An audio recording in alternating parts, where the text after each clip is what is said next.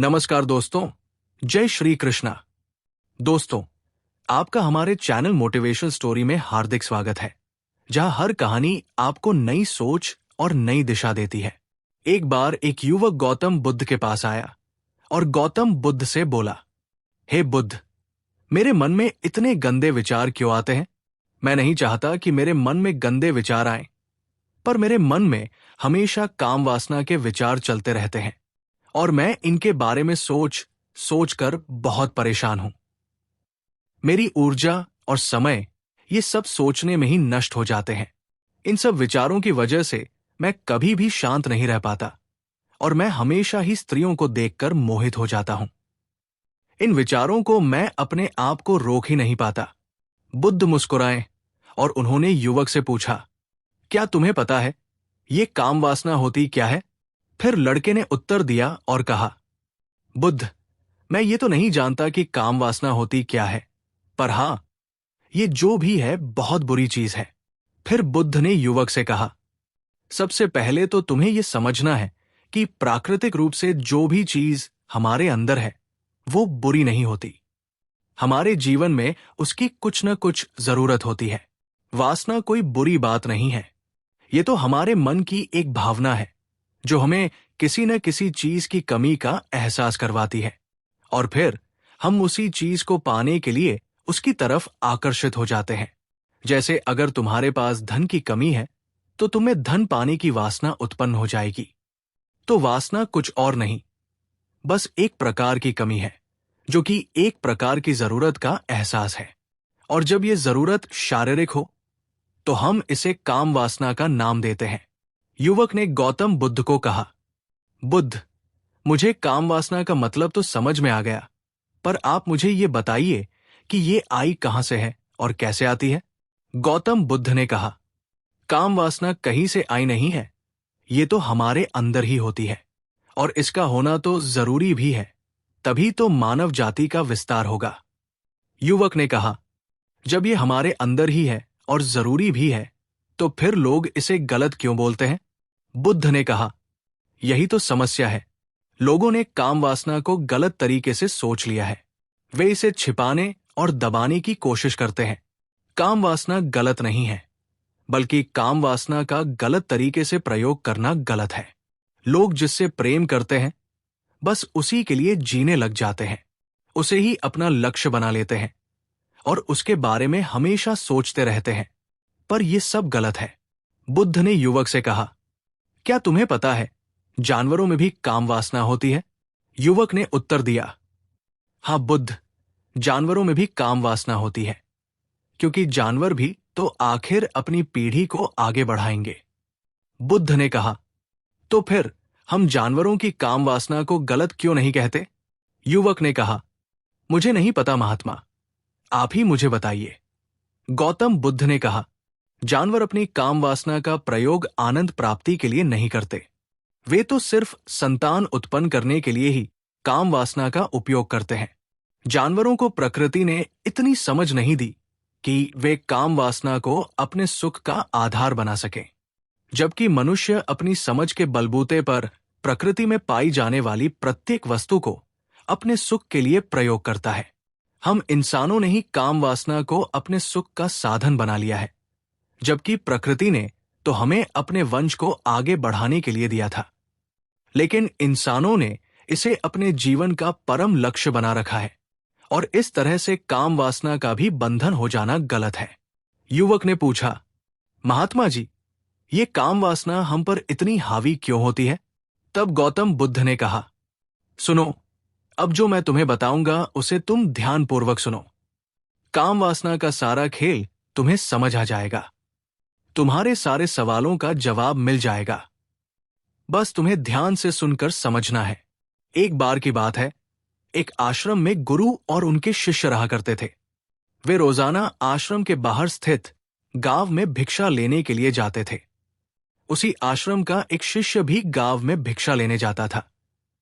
उसे रास्ते में एक नदी पड़ती थी। एक दिन उसने देखा कि एक लड़का पेड़ के पीछे छिपा है। वो उसके पास गया और जाकर बोला, भाई, तुम इस पेड़ के पीछे छिपकर क्या देख रहे हो? लड़के ने कहा, अरे, तुझे नहीं दिख रहा कि मैं क्या देख रहा हूं? तब शिष्य ने नदी की तरफ देखा। वहां पर कुछ लड़कियां पानी भर रही थी। वो लड़कियां 14-15 साल की होंगी। तब उसने उस लड़के से कहा, अरे भाई, वहां पर तो लड़कियां पानी भर रही हैं। इसमें छिपकर देखने वाली क्या बात है? तब वो लड़का शिष्य की तरफ देखकर कहता है, अरे पागल, तुम्हें दिखाई नहीं दे रहा कि कैसे ये परियां नदी से पानी निकाल रही हैं? जरा उनकी अदाओं को तो देखो, उनके कोमल शरीर को देखो, उनकी पतली कमर को देखो, और उनके बाल उनकी कमर पर कैसे लहरा रहे हैं, मानो सुंदरता बिखरी पड़ी हो। शिष्य ने फिर नदी की तरफ देखा, और इस बार वो इससे देखता ही चला गया। उसे किसी भी बात का कोई डर नहीं था, लेकिन अब वो भी छिपने लगा और उन लड़कियों को देखने लगा। और जब वो छिपकर उन लड़कियों को देख रहा था, तभी वो अचानक अंदर से कांप गया। उसने कहा, ये मैं क्या कर रहा हूं? मैं जो कर रहा हूं वो सही नहीं है। मुझे यहां से चले जाना चाहिए। और फिर वो जल्दी से वहां से चला गया। वो आश्रम पहुंच जाता है। आश्रम जाकर वो अपने कार्यों में लग गया। लेकिन जो अभी वो देख कर आया था, वही उसकी आंखों के सामने बार बार आ रहा था। उसके मन में वही दृश्य चल रहा था। उसके मन में वही सब कुछ देखने के लिए लड़ाई हो रही थी। उसका किसी भी काम में मन नहीं लग रहा था। सुबह होते ही वो रोज जल्दी ही भिक्षा के लिए आश्रम से निकल जाता और नदी के पास वाले पेड़ के पास पहुंचता, जहां पर वो लड़का पहले से मौजूद रहता था। वो उसके साथ मिलकर लड़कियों को छुप छुप कर देखने लगा। अब ये उसका रोज का काम हो गया। अब शिष्य का मन किसी भी काम में नहीं लगता था। वो हमेशा ही किसी न किसी प्रकार के विचार में उलझा रहता। वो आश्रम के कार्यों को भी ठीक ढंग से नहीं कर रहा था। न वो ठीक से सो पाता था और न ही ठीक से खाना खा पाता था। उसका मन बेचैन सा रहता था। उसका मन बार बार उन लड़कियों के सौंदर्य को देखने के लिए तरसता था। जब गुरु शिक्षा देते, तब भी उसका मन कहानी और विचारों में खोया रहता था। गुरु ने अपने शिष्य की इन हरकतों को जान लिया था। तब एक दिन गुरु ने शिष्य को अपने पास बुलाया और कहा, आज से मैं भी तुम्हारे साथ भिक्षा मांगने चलूंगा। तुम और मैं साथ साथ भिक्षा मांगने चलेंगे। तभी शिष्य गुरु को मानते हुए बोला, नहीं गुरुदेव, आप परेशान क्यों हो रहे हैं? मैं अकेला ही ठीक से भिक्षा मांग सकता हूं। गुरु ने शिष्य से कहा, ठीक है, तुम अकेले ही भिक्षा मांगने जाओ। शिष्य तुरंत वहां से भिक्षा मांगने के लिए निकल गया। उसके जाने के बाद गुरु भी आश्रम से निकल गए और शिष्य का पीछा करने लगे कि वो कहां जाता है, किससे मिलता है, ये सब देखने के लिए। गुरु उसके पीछे पीछे चलने लगे। थोड़ी दूर जाने के बाद गुरु ने देखा कि उनका शिष्य एक लड़के के साथ एक पेड़ के पीछे अपराधी की तरह छिपा हुआ है और छिपकर कुछ देख रहा है।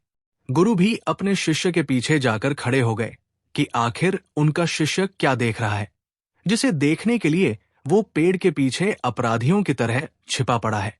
गुरु ने देखा कि उनका शिष्य पेड़ के पीछे छुपकर उन लड़कियों को देख रहा था, जो नदी से पानी भर रही थी। तभी गुरु ने शिष्य से कहा, तुम क्या देख रहे हो? अपने गुरु की आवाज सुनकर वो शिष्य घबरा गया और उसके पसीने छूटने लगे। वो थरथर कांपने लगा, जैसे किसी चोर को चोरी करते समय रंगे हाथों पकड़ लिया हो। उसकी हालत खराब हो गई। वो कुछ भी नहीं बोल रहा था। उसके मुंह से कुछ टूटे फूटे शब्द भी बाहर निकल रहे थे। वो अपने गुरु से नजर भी नहीं मिला पा रहा था। गुरु ने शिष्य की तरफ देखा और कहा, मेरा शिष्य तो नहीं डरता था, उसे तो किसी भी चीज का डर नहीं था, लेकिन ये क्या, तुम तो डर के मारे कांप रहे हो। गुरुदेव, मेरा इसमें कोई दोष नहीं है। उस लड़के ने मुझे बहका दिया था, लेकिन आपसे मैं वादा करता हूं कि आज के बाद मैं ऐसा कभी दोबारा नहीं करूंगा। मुझे माफ कर दीजिए गुरुदेव। गुरु ने शिष्य से कहा, कोई बात नहीं, पर इस बात का तुम ध्यान रखना कि हम जैसी संगति करते हैं, वैसा ही फल हमें प्राप्त होता है। उनके विचार हमारे अंदर प्रवेश करते हैं, इसीलिए अच्छी संगति करो।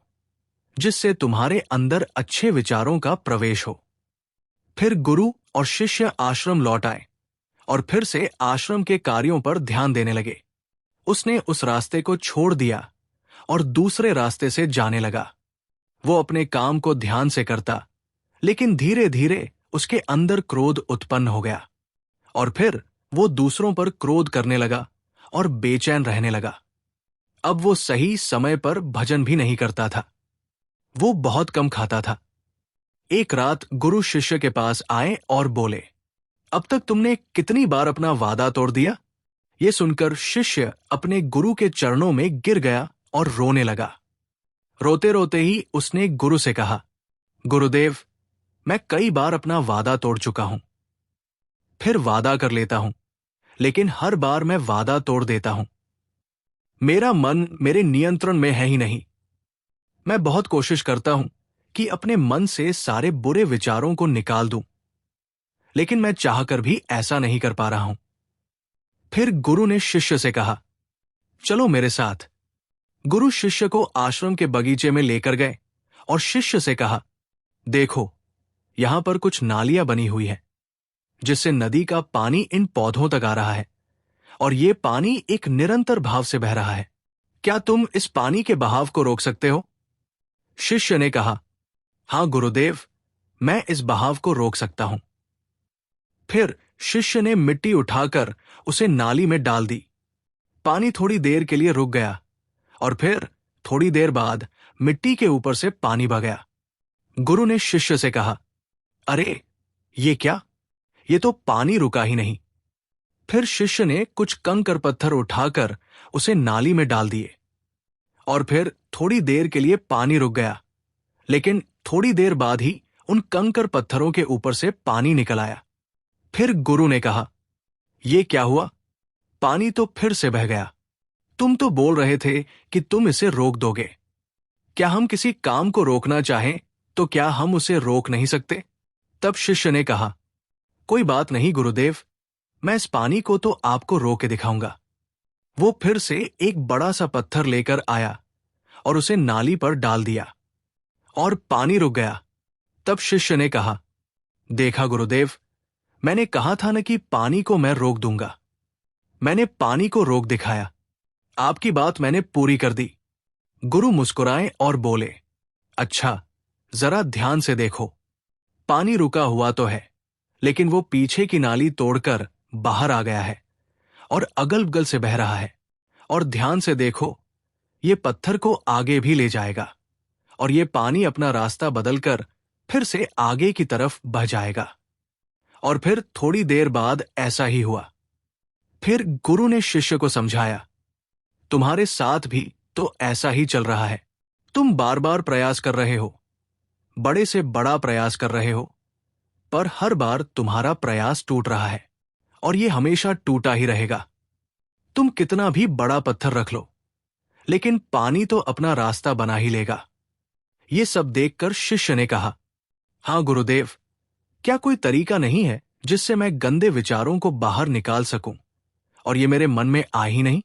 गुरु शिष्य को एक नदी के पास ले गए, जहां से बगीचे में पानी आ रहा था। गुरु ने शिष्य से कहा, वो पानी इसी नदी से जा रहा है।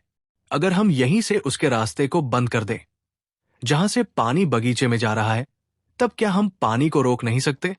शिष्य ने कहा, हां गुरुदेव, अवश्य ऐसा हो सकता है। मैं इस पानी को यहीं से बंद कर देता हूं। तब आगे की नाली में पानी जाएगा ही नहीं और फिर बगीचे में पानी जाएगा ही नहीं।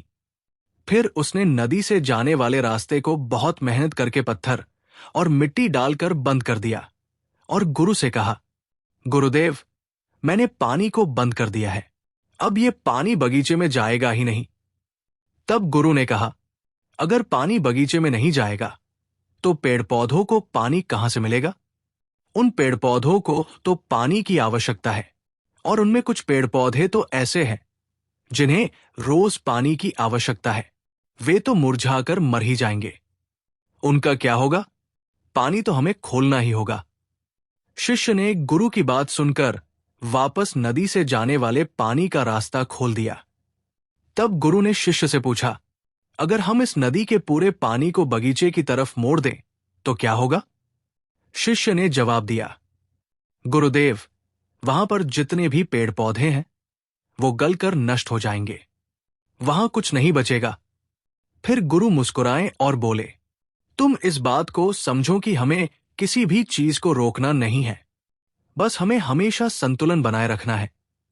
कम पानी से भी पौधे नष्ट होते हैं और ज्यादा पानी से भी पौधे नष्ट होते हैं। हमारा जीवन संतुलन से ही चलता है। गुरु ने शिष्य से कहा कि अगर मैं तुम्हें कहूं कि तुम आम के बारे में मत सोचो तो तुम्हारे मन में सबसे पहले किसका चित्र आएगा? शिष्य ने कहा कि गुरुदेव, मेरे मन में तो पहले चित्र आम का ही आएगा। गुरु ने कहा कि जब हम गंदे विचारों को जबरदस्ती रोकने का प्रयास करते हैं तो वे और मजबूती के साथ हमारे अंदर प्रवेश करते हैं और ज्यादा हमारे अंदर उठते हैं। इसीलिए हमें उन्हें कभी भी दबाने की कोशिश नहीं करनी चाहिए। फिर गुरु ने शिष्य को जाते हुए कहा कि हमारे गंदे विचार बुरे लोगों की संगति करने की वजह से भी आते हैं। कहानी बार बार ये सिखाती है कि कामुकता हमारे अंदर होती नहीं है, लेकिन कुछ अश्लील लोगों के साथ रहने की वजह से ये हमारे अंदर भारी हो जाती है। फिर शिष्य ने कहा कि गुरुदेव, आप सही कह रहे हैं, मैं अपने मार्ग से भटक गया था। उस रात वो शिष्य बहुत ही चैन की नींद सोया। सुबह उसने अपने कार्यों को पूरे मन से किया और फिर सुबह वो भिक्षा लेने के लिए उसी रास्ते से गया जहां वो लड़का आज भी पेड़ के पीछे छुपकर उन लड़कियों को देख रहा था। वो शिष्य नदी पर गया जहां वो लड़कियां पानी भर रही थी। उसने उन लड़कियों से पानी मांगा। उन लड़कियों में से एक लड़की ने उसे पानी पिलाया और उसने सन्यासी शिष्य के चरण छुए। शिष्य ने उसे आशीर्वाद दिया कि तुम्हारा कल्याण हो। उसका मन सकारात्मक ऊर्जा से भर गया। उसके चेहरे पर मुस्कान आ गई थी, जैसे कि उसे कुछ खोया हुआ वापस मिल गया हो। वो वापस अपने रास्ते से जाने लगा। तभी पीछे से वो लड़का आ गया जो पेड़ के पीछे छुपा हुआ था। वो शिष्य के पास आया और बोला, क्या बात है, आज तो तुमने नजदीक से दर्शन कर लिए, तुम तो मुझे भी आगे निकल गए। तब शिष्य ने कहा, हम हमेशा दूसरों के दर्शन करने में ही व्यस्त रहते हैं, अपने दर्शन कर ही नहीं पाते। तुम कब तक इस पेड़ के पीछे छुपते रहोगे? किसी को पसंद करते हो तो उससे बोल दो। अगर वो भी तुम्हें पसंद करती है तो शादी कर लो, पर उससे पहले तुम कुछ बनो तथा अपने आप को पहचानो। ऐसे अपना समय बर्बाद मत करो। फिर वो लड़का रोज उससे मिलने लगा और उसने नदी पर जाना छोड़ दिया।